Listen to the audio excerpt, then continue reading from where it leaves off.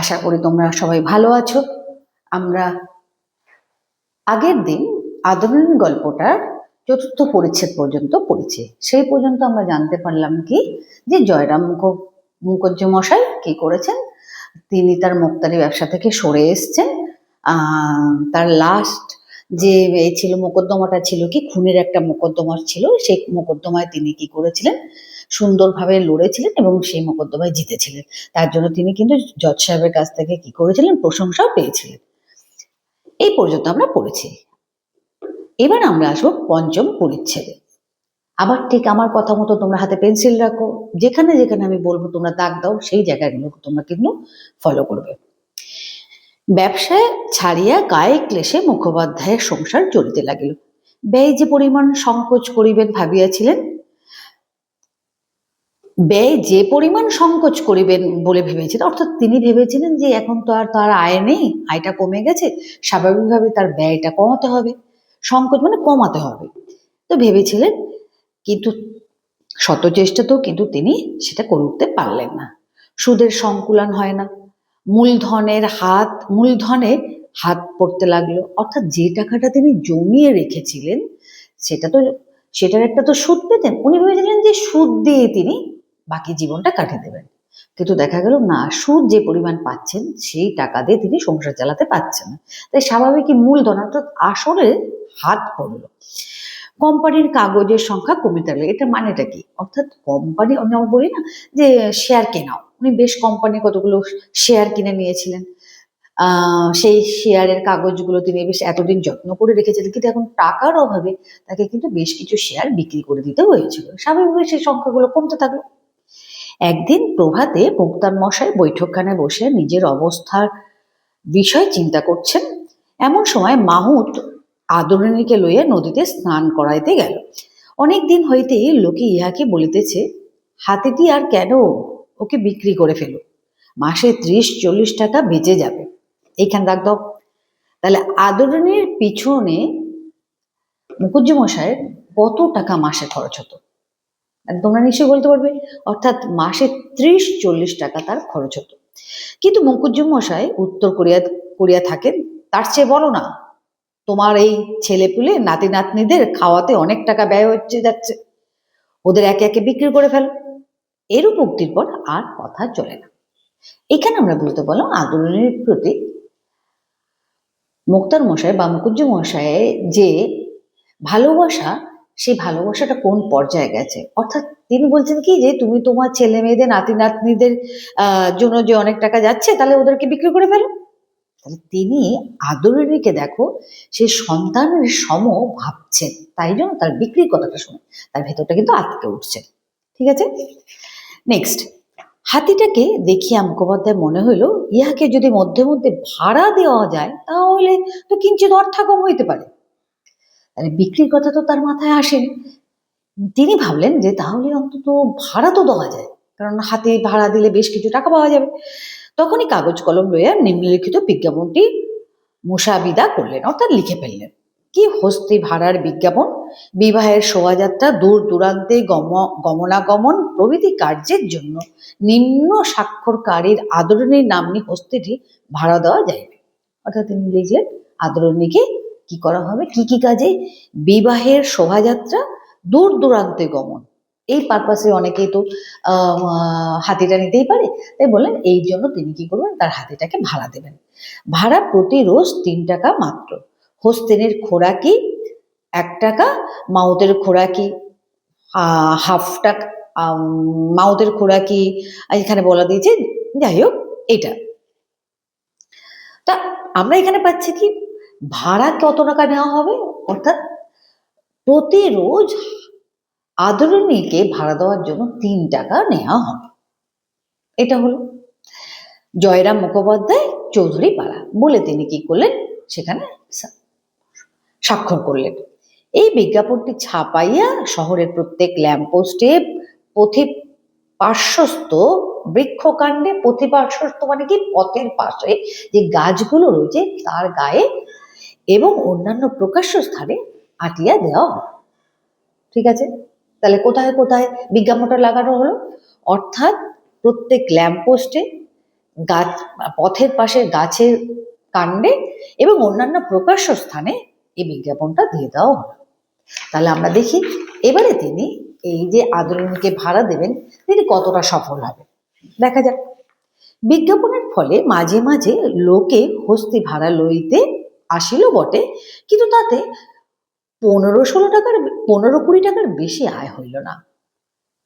মুখোপাধ্যায়ের জ্যেষ্ঠ পৌত্রটি পীড়িত হইয়া পড়িল। পৌত্রটি পীড়িত হলো, পুত্র কিন্তু না, পৌত্র অর্থাৎ কি,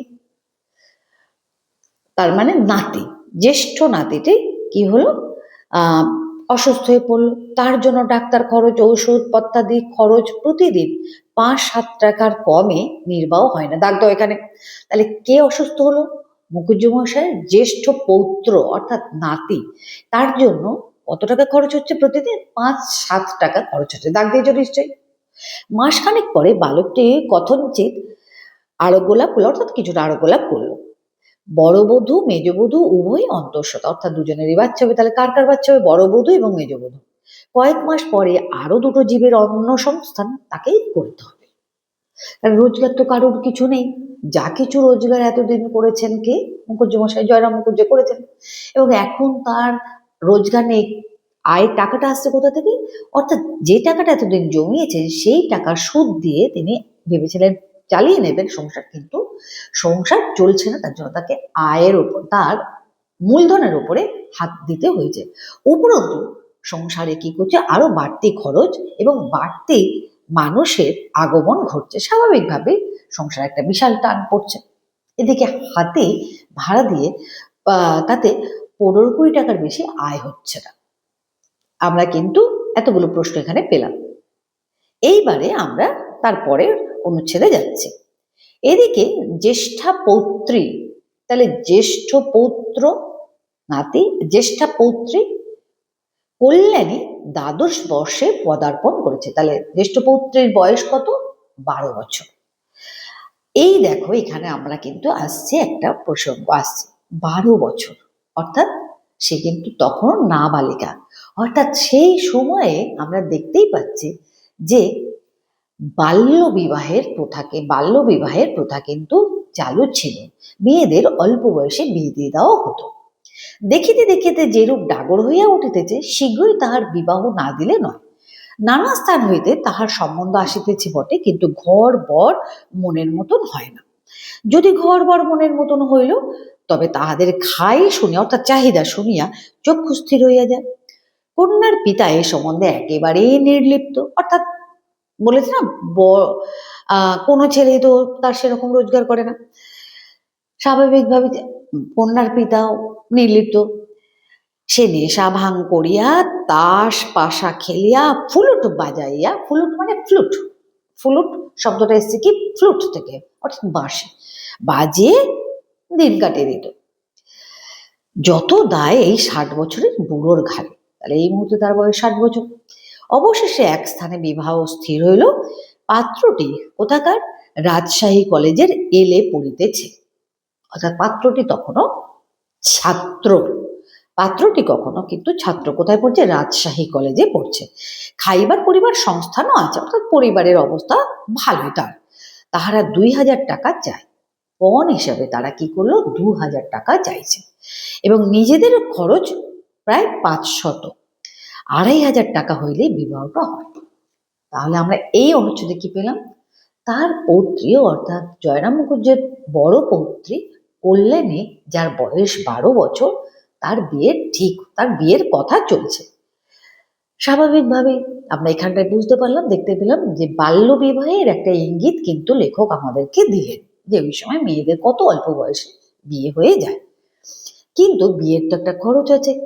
যার সন্তান, অর্থাৎ কল্যাণীর বাবা, তার কোনো দায়িত্ব নেই, কারণ সে নেশা ভাঙ করে তাস খেলে, বাঁশি বাজিয়ে, পাশা খেলে, এই সমস্ত, পাশা মানে কি দাবা খেলে, এই সমস্ত খেলে তারা সে কি করছে? তারা সে সময় নষ্ট করছে। তাহলে সব দায় কার? দাদু অর্থাৎ ঠাকুরদার। এরপরে কল্যাণীর জন্য একটা পাত্র এলো। কে? যে ছেলেটা রাজশাহী কলেজে LA পড়ছে, ছাত্র অবস্থায় সে আসছে বিয়ে করতে, কিন্তু তার পারিবারিক আর অর্থনৈতিক অবস্থা যথেষ্টই ভালোই রয়েছে, খাওয়াতে পড়াতে পারবে। কিন্তু তারা বিয়ে উপলক্ষে কত টাকা চাইছে? 2,000 টাকা চাইছে। তখনকার দিনে 2,000 টাকা তো অনেক টাকা, বিশাল ব্যাপার। আর এই বিয়ে শুধু তাকে টাকা দিলে তো হবে না, তার সাথে সাথে তাকে তাদের বিয়ে সংক্রান্ত বিভিন্ন খরচ টরচ রয়েছে, সেই খরচ বাবদ তার 500 টাকা নিজেদের খরচ, তাহলে মোট 2,500 টাকা তাকে সংস্থান করতে হবে। কল্যাণীর বিবাহের সমস্ত কথাবার্তা পাকা হইয়া গিয়াছে, 10ই জ্যৈষ্ঠ শুভ কার্যের দিন স্থির হয়েছে। তাহলে কবে কল্যাণের দিন, বিয়ের দিন স্থির হয়েছে? 10ই জ্যৈষ্ঠ। বৈশাখ পড়িলেই উভয় পক্ষের আশীর্বাদ হইবে। তাহলে আশীর্বাদ, কল্যাণীর আশীর্বাদ কোন মাসে হবে? বৈশাখ মাসে। দাগ দাও তলায়। তাহলে 10ই জ্যৈষ্ঠ শুভ কার্যের দিন স্থির হয়েছে, আর বৈশাখ মাস পড়লেই, অর্থাৎ চৈত্র মাস চলছে, বৈশাখ মাস পড়লেই দুজনের আশীর্বাদ হবে। হস্তি বিক্রয়ের টাকাটা আসলেই গহনা গড়াইতে দেওয়া হবে। কিন্তু পয়লা বৈশাখ সন্ধ্যাবেলা মশমশ করিয়া আদরিণী ঘরে ফিরিয়া আসেন। বিক্রয় হয় নাই, উপযুক্ত মূল্য দেবার খরিদ্দার জোটে নাই। তাহলে আদরিণী মেলা থেকে, বামুনহাটের মেলা থেকে বাড়ি ফিরে এলো। আদরিণীকে ফিরিতে দেখিয়া বাড়িতে আনন্দ কোলাহল পড়িয়া গেল। বিক্রয় হয় নাই বলিয়া কাহারও কোনো খেদের চিহ্ন, খেদ মানে দুঃখ, চিহ্ন সে সময় দেখা গেল না। কারণ এতদিন ধরে আদরিণীর সাথে রয়েছে, সবার সাথে একটা সখ্যতা হয়ে গেছে, বেশ মজা করে করে তারা দিন কাটিয়েছে। সেই আদরিণী যখন চলে গেছে তাদের তো মনটা খুব খারাপই হয়েছে। তাই আদরিণী যখন ফিরে এসছে তখন তারা কি করে, তারা খুব আনন্দ পেয়েছে মনে মনে। কারণ তারা তো বোঝে না যে আদরিণী বিক্রি হয়ে গেলে টাকাটা আসবে, টাকাটা পাওয়া গেলে তারপর তার কল্যাণীর বিয়ে হবে, এই দায়িত্ব তো তাদের মধ্যে নেই। তাই তারা একটুখানি খুশি হলো, আনন্দ পেল, যেন হারাধন ফিরিয়া পাওয়া গিয়াছে। সকলের আচরণে এইরূপই মনে হইতে লাগিল। বাড়ির লোকে বলিতে লাগিল, আহা, আদর বড় রোগা হয়ে গেছে, বোধহয় এ কদিন সেখানে ভালো করে খেতে পাই, ওকে দিন কত বেশ ভালো করে খাওয়াতে হবে। আনন্দের প্রথম উচ্ছ্বাস অপনীত হইলে, অর্থাৎ মানে তাকে দেখে তো আনন্দ হয়েছিল, তো স্বাভাবিকভাবে সেই উচ্ছ্বাসটা আস্তে আস্তে স্থিমিত হয়ে গেল। পরদিন প্রতিবেশী বন্ধুগণ আবার বৈঠকখানায় সমবেত হইলেন। অত বড় মেলায় এত ভালো হাতির খরিদ্দার কেন জুটিল না, তাহা লইয়া আলোচনা হইতে লাগিল। একজন বলিলেন, ওই যে আবার মুকুজ্জম মশাই বললেন, আদর যাও মা, মেলা দেখে এসো, তাই বিক্রি হলো না। উনি তো আর আজকালকার মুরগিখোর ব্রাহ্মণ নন, ওর মুখ দিয়ে ব্রহ্মবাক্য বেরিয়েছে, সে কথা কি নিষ্ফল হওয়ার আছে? কথায় বলে ব্রহ্মবাক্য বেদবাক্য। তিনি নিষ্ঠাবান একজন ব্রাহ্মণ, তাই নিষ্ঠাবান ব্রাহ্মণের মুখ থেকে যে কথাই বেরোয় সেটা হলো ব্রহ্মবাক্য। ব্রহ্ম অর্থাৎ ব্রহ্ম শব্দ থেকে তো ব্রাহ্মণ এসছে, তাই ব্রাহ্মণের মুখ থেকে যে কথা বেরোবে সেটা তো ব্রহ্মবাক্য। আর ব্রহ্মবাক্য তো বেদবাক্য হবে। এই বলে তাদের মধ্যে একটা আলোচনা হলো। বামুনহাটের মেলা ভাঙিয়া সেখান হইতে আরো 10 ক্রোশ উত্তরে রসুলগঞ্জে সপ্তাহব্যাপী আর এক মেলা হয়। দাগ দাও এখানে। তাহলে বামুনহাটের মেলা ভেঙে যাওয়ার পর আরো 10 ক্রোশ দূরে রসুলগঞ্জে 1 সপ্তাহ ব্যাপী, দাগ দাও তলায়, কোথায়? অর্থাৎ বামুনহাটের পর আরেকটা মেলা কোথায় হয়? রসুলগঞ্জে হয়। সেখানে মেলা কত দিনের হয়? 1 সপ্তাহ ধরে হয়। আচ্ছা, 1 সপ্তাহ ধরে মেলা হয়। সে যে সকল গো মহিষ আদি বামুনহাটে বিক্রয় হয় না, সে সকল রসুলগঞ্জে গিয়া জমে। অর্থাৎ বিক্রেতারা ভাবে যে তাদেরকে ওখানে নিয়ে যায়, তাহলে যদি আবার ওখানকার খদ্দের যদি পাওয়া যায় তাহলে বিক্রি হয়ে যাবে। সেইখানে আদরিণীকে পাঠাবার পরামর্শ হল। আজ আবার আদরিণী মেলায় যাইবে। ঠিক আছে, তাহলে আমরা এত পর্যন্ত কি পেলাম? কল্যাণীর বিয়ের দিন ঠিক হয়েছে, জ্যৈষ্ঠ মাসের শুভ কার্যের 10ই জ্যৈষ্ঠ কল্যাণীর বিয়ের দিন ঠিক হয়েছে। বৈশাখ, এখন চৈত্র মাস চলছে, বৈশাখ মাস পড়লেই তাদের আশীর্বাদ হবে। এই পর্যন্ত। এরপর আমরা দেখলাম আদরিণী কি বলেন না, আদরিণী মেলা থেকে চলে এসছে, বিক্রি হয়নি। এরপর তাকে কোথায় পাঠানো হলো? বামুনহাটের মেলা থেকে তাকে পাঠানো হবে কোথায়? পাঠানো হবে গঞ্জের যে 1 সপ্তাহ ব্যাপী মেলা হয় সেখানে তাকে পাঠানো হয়। এইটা ঠিক হলো, পরামর্শ হলো। আজ আবার আদরিনী মেলায় যাবে। আজ আর বৃদ্ধ তার কাছে গিয়ে বিদায় সম্ভাষণ করিতে পারিলেন না। তিনি আর কাছে গেলেন না। বারবার কি ভালো লাগে আদরিনীকে বিদায় দিতে। রীতিমতো আহারাদির পর আদরিনী বাহির হইয়া গেল। কল্যাণী আসিয়া বলিল, দাদামশাই, আদর যাওয়ার সময় কাঁদছিল। মুখোপাধ্যায় শুইয়াছিলেন, উঠিয়া বসিলেন, বলিলেন, কি বললি, কাঁদছিল? হ্যাঁ দাদামশাই, যাবার সময় তার চোখ দিয়ে টপ টপ করে জল পড়তে লাগলো। আহা, এই কথা বৃদ্ধের বুকটা ভেঙে আসবে স্বাভাবিকভাবে। বৃদ্ধ আবার ভূমিতে পড়িয়া দীর্ঘ নিঃশ্বাসের সহিত বলিতে লাগলেন, জানতে পেরেছে ওরা অন্তর্যামী কিনা। ও বাড়িতে যে আর ফিরে আসবে না তা জানতে পেরেছে। নাতনি চলিয়া গেলে বৃদ্ধ শাশ্রু নয়নে, শাশ্রু নয়ন কথাটা তো যুক্ত অশ্রু নয়নে, অর্থাৎ চোখের জলের সহিত, মানে সহিত, অশ্রু নয়ন অর্থাৎ চোখের জলের সহিত আপন মনে, অর্থাৎ চোখ দিয়ে জল বেরোচ্ছে, আপন মনে বলতে লাগলেন, যাবার সময় আমি তোর সঙ্গে দেখাও করলাম না, সে কি তোকে অনাদর করে? না মা, তা নয়, তুই তো অন্তর্যামী, তুই কি আমার মনের কথা বুঝতে পারিসনি? খুকির বিয়েটা হয়ে যাক, তারপর তুই যার ঘরে যাবি তাদের বাড়ি গিয়ে আমি তোকে দেখে আসবো, তোর জন্য সন্দেশ নিয়ে যাব, রসগোল্লা নিয়ে যাব, যতদিন বেঁচে থাকবো। তোকে কি ভুলতে পারবো? মাঝে মাঝে গিয়ে তোকে দেখে আসবো, তুই মনে কোনো অভিমান করিস মা। এই জায়গাটা আমরা পেলাম, অর্থাৎ তার ভেতরে বাৎসল্য, অর্থাৎ সন্তানের প্রতি বাবা মার যে আদর, যে ভালোবাসা, যে স্নেহ, আদরণীর প্রতি মুখুজ্জি মশাই সেই ভালোবাসাই আমরা দেখতে পেলাম। তার কাছে এই হাতিটা আর কোনো অবলা প্রাণী নয়, তার কাছে আদরিনী তার নাতি নাতনি সন্তানের মতনই সমান। তাদের নাতনি বিয়ে হয়ে যাবে, তার জন্য যেমন তার মন কাঁদছে, আদরিনী বিচ্ছেদ তাকে সেইভাবেই কাটাচ্ছে। তাই তিনি মনে মনে আদরিনীর প্রতি এই কথাগুলো বলে নিজেকে ভারাক্রান্ত, নিজের ভার লাঘব করতে চাইলেন। হয়ে গেল আমাদের 6ষ্ঠ পরিচ্ছেদ শেষ। আমরা এবারে 7ম পরিচ্ছেদ অর্থাৎ শেষ পরিচ্ছেদে আসবো, যেখানে আমরা কিন্তু আর চোখের জলটা ধরে রাখতে পারবো না। লেখকের সুন্দর বর্ণনা, সাবলীল বর্ণনায় গল্পটা কিন্তু শুধু গল্পে বাধা থাকলো না। দেখি আমরা একটু পড়ে দেখি। পরদিন বিকালে একটি চাষি লোক একখানি পত্র আনিয়া মুখোপাধ্যায় মহাশয়ের হাতে দিল। পত্র পাঠ করিয়া ব্রাহ্মণের মাথায় যেন বজ্রাঘাত হলো। মধ্যম পুত্র পত্রটা লিখেছে, তাহলে লিখেছে কে?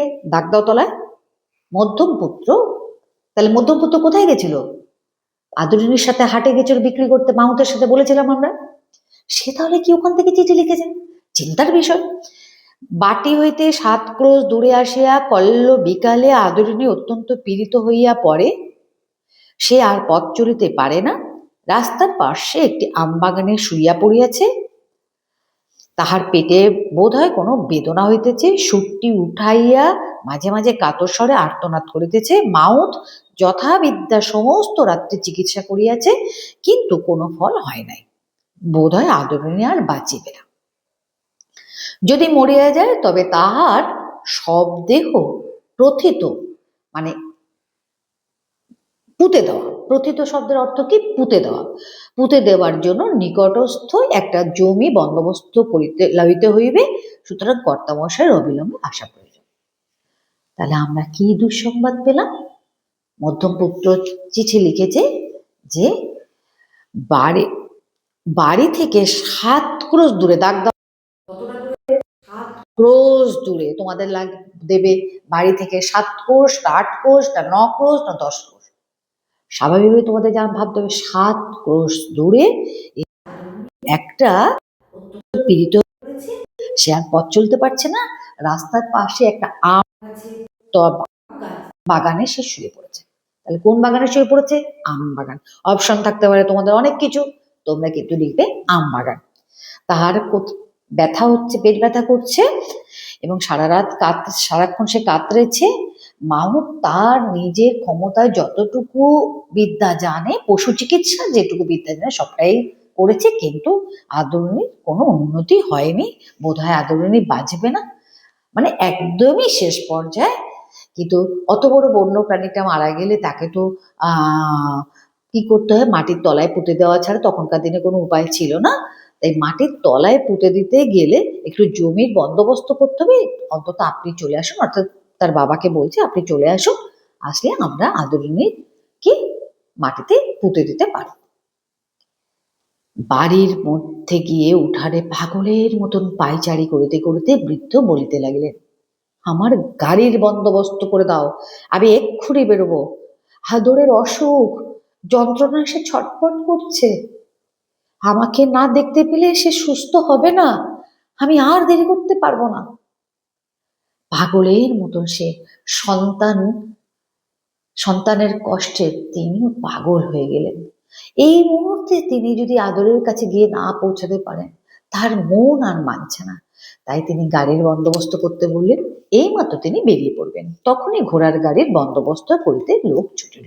তাহলে কিসে করে তিনি গেলেন দাগ দাও? ঘোড়ার গাড়ি করে। বন্ধুরা অনেক কষ্টে বৃদ্ধকে একটু দুগ্ধপান করাইতে সমর্থ হইল, কিচ্ছু সে খায়নি আদরিনীর চিন্তায়, তাই কেবলমাত্র একটু দুধ খাওয়ালেন বৃদ্ধকে। রাত্রি 10টার সময় গাড়ি ছাড়ল। তাহলে কখন গাড়ি ছাড়লো? রাত্রি 10টা, অর্থাৎ রাত্রিবেলায় তিনি রওনা দিলেন। জ্যেষ্ঠ পুত্র সঙ্গে গেল, পত্রবাহক সেই চাষি লোকটি কোচ ও বাক্সে বসল। তাহলে কে কে গেল আদরিনীকে দেখতে? মধ্যম পুত্র তো আগেই গেছিল, আর যে চাষি লোক চিঠিটা নিয়ে এসেছিল সে কোচ বাক্সে বসলো, মানে ঘোড়ার গাড়ির কোচ বাক্সে বসলো। মুখোপাধ্যায় মহাশয় গেলেন, জয়রাম মুখোপাধ্যায় মহাশয় গেলেন, এবং তার সাথে তার বড় ছেলেটিও গেল। কিসের জন্য? আদরিনীকে দেখতে। ওই যে 7 ক্রোশ দূরে আদরিনী পড়ে রয়েছে আমবাগানে। এবং কখন গেলেন? রাত্রিবেলায় তিনি রওনা হলেন খবর পাওয়া মাত্র। পরদিন প্রভাতে গন্তব্যস্থলে পৌঁছে বৃদ্ধ দেখলেন তাহলে সারা রাত তারা কিন্তু ঘোড়ার গাড়িতে চলেছেন।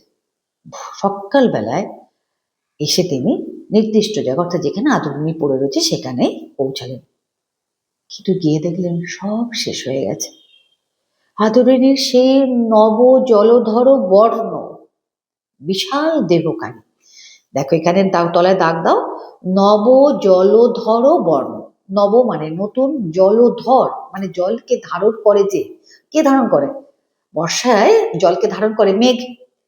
বর্ণ অর্থাৎ নতুন মেঘ, অর্থাৎ জলপূর্ণ মেঘের যেরকম রং হয়, হাতের গায়ের রংটা তো সেরকম।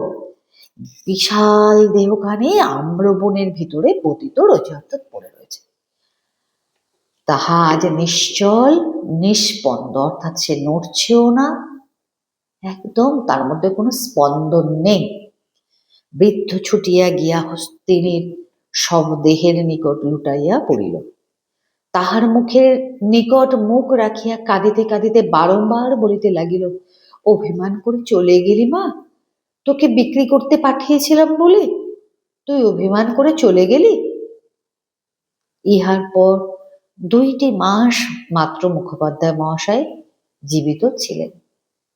তাহলে চৈত্র মাস, এইখানে দেখো একটা প্রশ্ন রয়েছে, 2 মাস মাত্র জীবিত ছিলেন। তাহলে যদি তোমাদেরকে একটা প্রশ্ন দেয় এরকম করে যে কোন মাসে তাহলে তিনি মারা গেলেন? 2 মাস, অর্থাৎ আদরিনীর বিক্রি হওয়ার পর, চৈত্র মাসের সংক্রান্তির পর, তারপরে আবার মনে করো রসুলগঞ্জে আবার একটা মেলা হয়, বৈশাখ মাস পড়ে গেল, বৈশাখ জ্যৈষ্ঠ বাঁচলেন। 2 মাস পর তিনি কি করলেন? 2 মাস মাত্র তিনি বেঁচে থাকলেন, অর্থাৎ আদরিনীর মৃত্যুর 2 মাস পর সন্তান বিয়োগে ব্যথিত হয়ে, অর্থাৎ আদরিনী তো তার কাছে সন্তান সম ছিল, তাই সন্তান বিয়োগে ব্যথিত হয়ে তিনিও আর বেশি দিন বাঁচলেন না। 2 মাস পর তিনিও চলে গেলেন। গল্প শেষ হলো, গল্পের রেশ কিন্তু, অর্থাৎ সেই আদরণীকে হারানোর যন্ত্রণা লেখকের বর্ণনা অনুযায়ী কেবলমাত্র মুখুজ্যমশাইকে ব্যথিত করেনি, আমরা যারা পড়ছি আমাদেরও অন্তর যেন ভারাক্রান্ত হয়েছে, আমাদেরও চোখে কিন্তু জল এসে গেছে। এখানেই লেখকের সার্থকতা ছোট গল্পকার হিসাবে। আমাদের শেষ হলো আদরিণী গল্প। আশা করি তোমাদের ভালো লাগলো ক্লাসটা। যদি তোমাদের ভালো লাগে অবশ্যই চ্যানেলটাকে লাইক করো, সাবস্ক্রাইব করো। অবশ্যই আমি পরবর্তী ক্লাসে তোমাদের আরো নতুন নতুন বিষয় নিয়ে আলোচনা করব। ঠিক আছে?